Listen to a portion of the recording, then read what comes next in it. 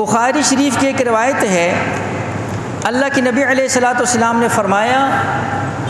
مل عمل فی ایام افضل منها فی هذه، کہ ان 10 دنوں کا جو عمل ہے اللہ کے ہاں ان 10 دنوں کے جو نیک اعمال ہیں یہ اللہ کو سب اعمال سے زیادہ پسند ہیں۔ قالوا، صحابہ نے عرض کیا ولل جہاد، اے اللہ کے نبی جہاد سے بھی زیادہ افضل ہیں؟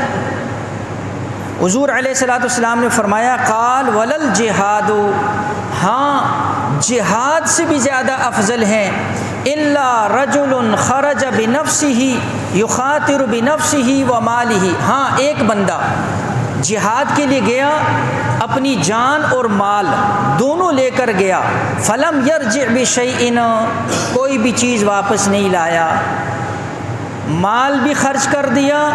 اور جان بھی اللہ کے راستے میں جو ہے نا جی خرچ کر دی،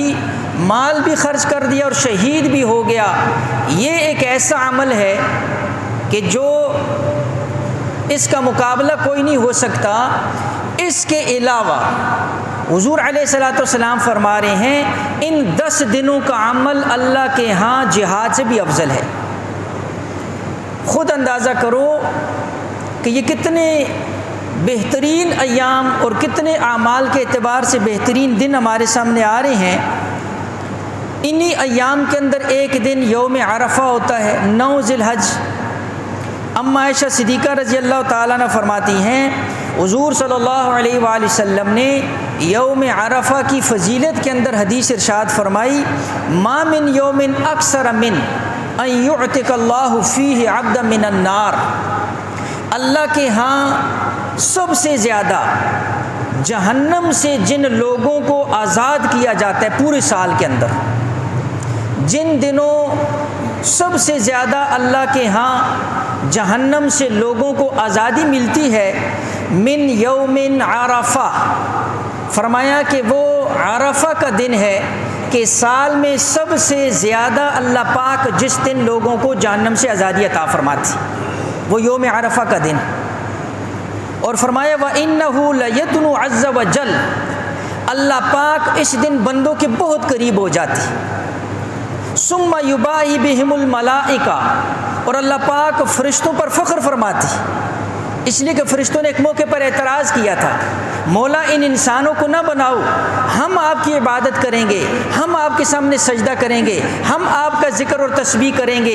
یہ دنیا کے اندر آئیں گے قتل و غارت کریں گے، گناہ کریں گے، نافرمانیاں کریں گے۔ تو اب اللہ جل شانہ نے اس وقت ان کو جواب دیا تھا تم وہ نہیں جانتے جو میں جانتا ہوں۔ اس لیے جب عرفہ کا دن آتا ہے میدان عرفات کے اندر لوگ حجاج نکلے ہوتے ہیں کھلے جو ہے نا جی آسمان کے اندر، اللہ کے سامنے گڑ گڑا رہے ہوتے ہیں، دعائیں مانگ رہے ہوتے ہیں، رو رہے ہوتے ہیں، گناہوں کی معافی مانگ رہے ہوتے ہیں، اور جو دور ہوتے ہیں وہ روزہ رکھ کر اللہ کو یاد کر رہے ہوتے ہیں۔ تو اس موقع پر اللہ پاک فرشتوں پر فخر فرماتے ہیں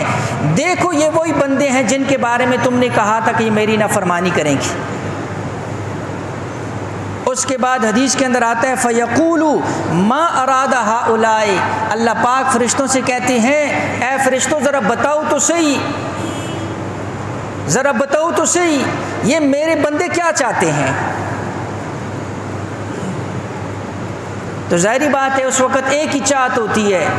اللہ کی رضا، اللہ کی معافی۔ تو جب اللہ خود پوچھ رہا ہے اور جب جواب کے اندر یہ جواب ملے گا کہ آپ کی معافی اور رضا چاہتے ہیں، اور اللہ کے نبی خود فرما رہے ہیں کہ اس دن اللہ اپنے بندوں کے سب سے زیادہ قریب ہوتا ہے، تو اس لیے یہ آنے والے جو ایام ہیں اسی کے اندر یوم عرفہ بھی ہے، اور اس کی جو ہے نا جو فضیلت عرض کر دی، اسی کے اندر یوم النحر بھی ہے 10 ذی الحجہ۔ اللہ کے نبی علیہ الصلوۃ والسلام نے مسند احمد کی روایت ہے فرمایا اعظم الایام، دنوں کے اعتبار سے سب سے اعمال کے اندر عظیم دن عند اللہ یوم النحر، اللہ کے ہاں وہ اس 10 ذی الحجہ کا دن ہے، اس دن کا عمل اللہ کو بڑا پسند ہے۔ اسی طرح مسند احمد کی روایت کے اندر آتا ہے جو بندہ بھی اس ذو الحجہ کے مہینے میں داخل ہو جائے تو داخل ہوتے ہی جس طرح باقی اعمال ہیں، اپنی نفلی عبادت وغیرہ کرتا ہے، روزہ رکھتا ہے،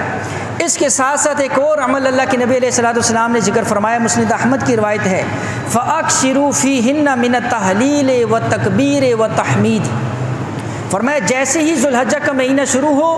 اپنی تسبیح کے اندر اپنی تحلیل لا الہ الا اللہ، تحمید الحمدللہ، یعنی سبحان اللہ، الحمدللہ، لا الہ الا اللہ اور اللہ اکبر، تکبیر، تحمید، تحلیل، تسبیحات کے اندر فرمایا اضافہ کرو۔ یہ وہ عمل ہے جو اللہ کے نبی علیہ الصلوۃ والسلام نے ذکر فرمایا۔ اس لیے جو عمل سنت سے ثابت ہو اس کا اپنا نور ہوتا ہے۔ جو اللہ کے نبی علیہ الصلوۃ والسلام نے جس عمل کو کیا ہے وہ اللہ کے ہاں قبول ہو چکا ہے۔ اس لیے جب ہم وہ عمل کریں گے تو علماء نے لکھا ہر سنت بندے کو اللہ کے قریب کرتی ہے، ہر سنت بندے کو اللہ کے قریب کرتی ہے، اور ہر بدعت بندے کو اللہ سے دور کر دیتی۔ بدعت کس کو کہتے ہیں؟ اللہ کے نبی علیہ الصلوۃ والسلام کے طریقے کو چھوڑ کر کسی اور طریقے کو دین سمجھنا، اس کو بدعت کہتے ہیں۔ لہٰذا سنت میں نور ہے، بدعت کے اندر ظلمت ہے۔ سنت میں اللہ کا قرب ہے، بدعت میں اللہ سے دوری ہے۔ تو جو عمل سنت سے ثابت ہے، احادیث کے اندر ثابت ہے، اس کے اندر کوشش کرنی چاہیے۔ اور اسی طرح ایک اور مستحب عمل،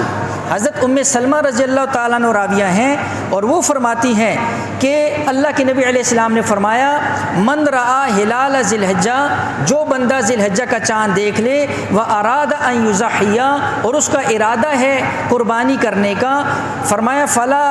یاخذن من شعرہ ولا من اظفارہ، وہ اپنے پھر جسم کے بال اور اپنے ناخن کو نہ تراشے۔ یہ ایک مستحب عمل ہے۔ اس لیے جب ذو الحجہ کا چاند نظر آ جائے اور جن بندوں کا ارادہ ہے قربانی کرنے کا، ان کے لیے یہ مستحب عمل ہے۔ مستحب کا مطلب یہ ہوتا ہے اگر آپ نے اس کو کر لیا آپ کو ثواب ملے گا، اگر کسی وجہ سے نہ کر سکے تو کوئی گناہ نہیں ہے، قربانی پر کوئی اثر نہیں پڑے گا۔ لہٰذا جن کو اللہ نے توفیق دی ہے وہ بھی، اور علماء نے یہ بھی لکھا جو قربانی نہیں بھی کر